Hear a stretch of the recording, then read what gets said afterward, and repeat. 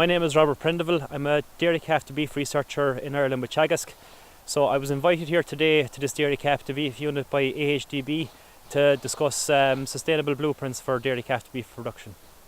So for dairy calf to beef production systems, is it absolutely essential that the majority of the animals, or the large proportion of the animal's live weight, is gained from grass. So since grass is our cheapest feed available, it's important that we utilise it effectively and efficiently and optimise animal performance and maintain good levels of pasture management.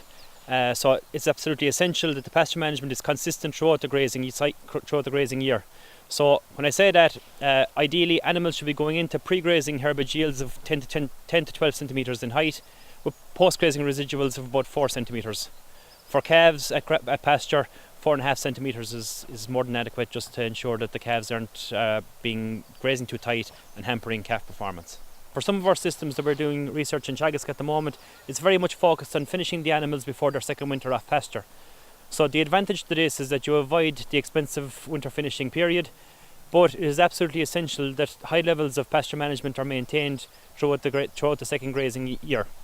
So in that regard, the animals need to be gaining 0.9 to about a kilo a day at grass to ensure that they have an adequate weight for age at slaughter in November. So this allows the farmer to increase the stocking rate on the farm and overall output as well. The main elements to getting high levels of animal performance at grass is being consistent throughout the grazing year. So particularly in the early part of the year, it can be more difficult to manage grass in April, May and June, because grass is in abundant supply, and in a lot of cases the growth exceeds demand.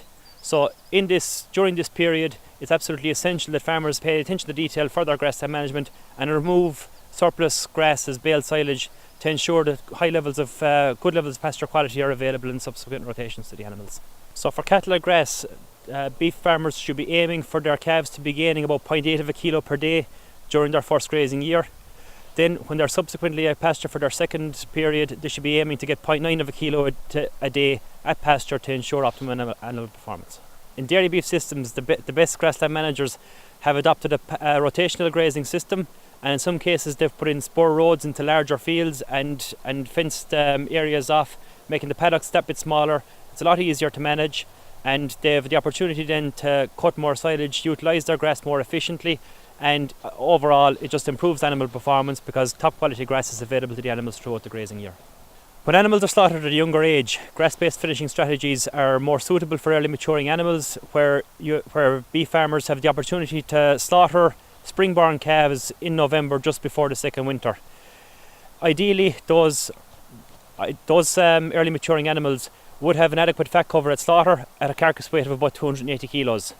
However, for late maturing cattle, if you are focused on finishing animals off grass, it would be more worthwhile to house those animals during their second winter on a grass silage only diet and slaughter them off the field in May and June, when the late maturing cattle would be more mature and they would have a better fat cover.